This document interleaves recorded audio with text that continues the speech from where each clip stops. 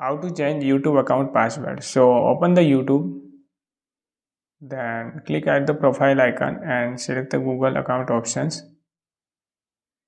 and you will see like select your Google account like this, attach the YouTube and click here the data and privacy and scroll down and you will see option like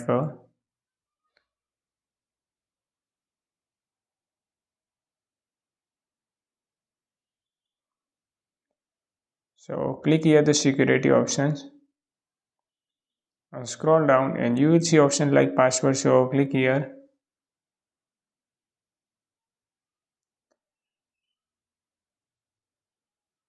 and verify like enter your password.